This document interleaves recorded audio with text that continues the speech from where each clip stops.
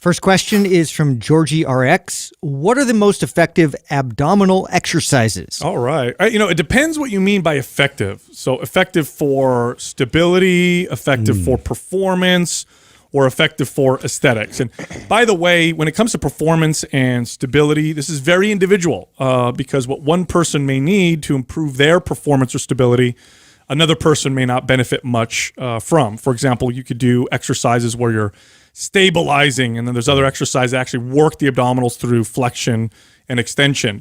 But let's talk about aesthetics. I think that's an easier question to answer because the other one is so individual, right? When it comes to aesthetics, what you want to do is you actually want to build the abs because they're muscle like anything else, right? All of your muscles look better as you build them. Of course, to an extent, right? At some point, which is almost never happens, your muscle gets too big. That almost never happens. So pretty much when you're talking about aesthetics, what you want to do is develop the muscle. How do you develop a muscle most effectively? Through a full range of motion and with load, right? So one of my favorite exercises to do for abs is like a slow sit-up or a Roman chair sit-up with resistance or a leg raise done properly.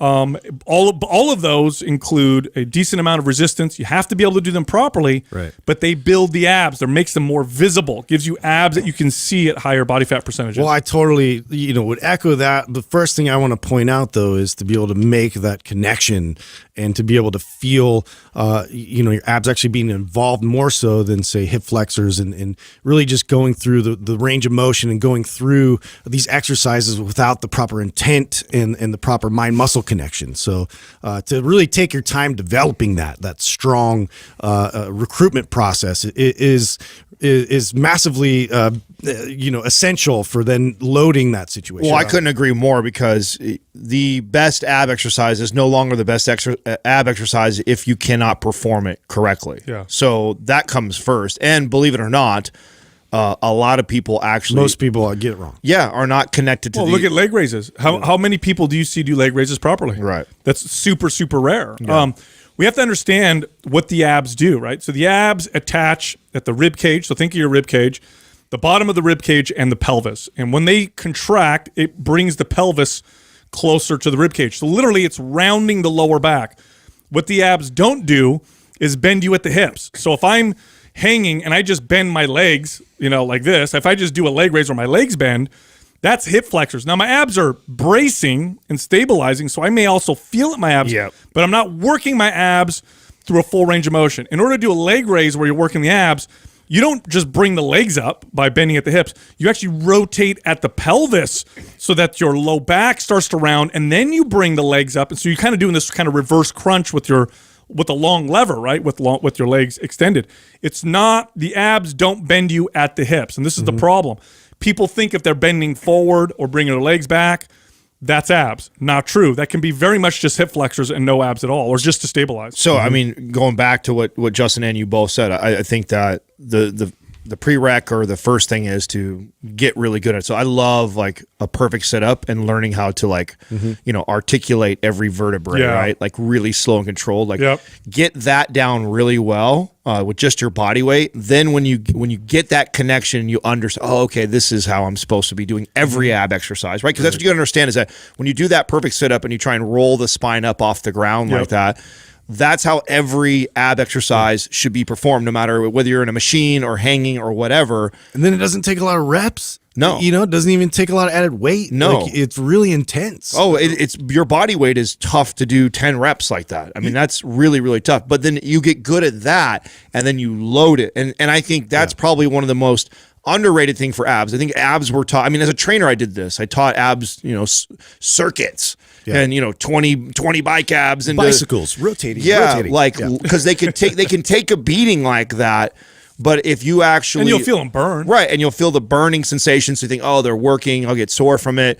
But if you actually learn how to really articulate the spine like that, and then load it with some weight for 5 reps, well, you'll watch your abs. Well, it's a muscle like any other muscle. So imagine now we're talking about biceps. Forget abs for a second. So we're talking about biceps. What if you were like, hey, look, I want my biceps to look really good. I would like nice shape and sculpt, and I'd like really nice biceps. And your trainer goes, cool, here's what we're going to do. 5-pound dumbbells, and you're going to go like this real fast. And then you're going to move your hands like this real fast. And then you're going to bring them up here real fast. And your biceps will seen burn. infomercials like yeah, that. your biceps will burn, but you're not going to develop your biceps because you're just essentially doing cardio with your biceps. Yeah. That's what people do for their abs, and there's nothing wrong with that. If you want a lot of stamina and endurance in your abs, that's nothing. Okay, that's cool. But if you want to develop them and develop good aesthetics, which come from abs that are built, then you want to train them like any other muscle with some load and resistance. And this doesn't have to be weight, by the way. I'll tell you what. One of my favorite things to do was whenever I got a client, when I was a trainer, and I had a client with workout experience. So usually clients came to me, and they were everyday average people, not a ton of workout experience. But every once in a while, I'd get the guy or girl that would hire me that's been working out for a while. And especially once I got more established, right? As I got more established, I had more experienced people seek me out because I developed a name for myself. So as people would hire me, they've been working out for a while, and I would do my assessment, and they would say things like, "Oh yeah, I work out my abs 3 days a week, and I'm really strong in my core, or whatever." And I'd say, "Okay, cool. We're gonna do a physio ball crunch. We're gonna just do a sit up on a physio ball." And they'd be, "Oh, I could do like 1,000,000 of those." I'd be like, "Well, we're gonna do it. I'm gonna make sure you do them right."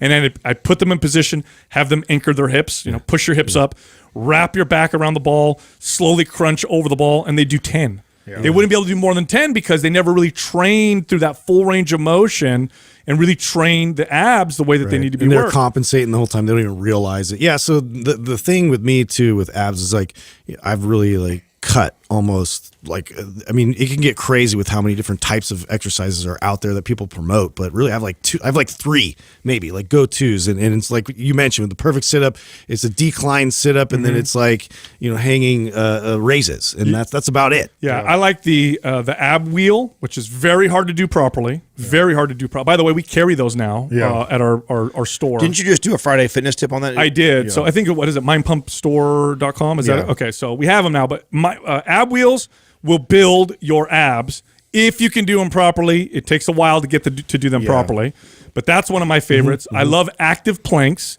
Active planks are also very hard to do properly. We have a YouTube where I demonstrate those, so that's a good one. And then reverse crunch or reverse crunch on an incline, which is easier than a leg raise, but still very challenging. Hanging leg raises are one of the hardest exercises to do properly. To do them properly without using your hip flexors the whole time. I don't know very many people that can do them you have properly. to be really intentional.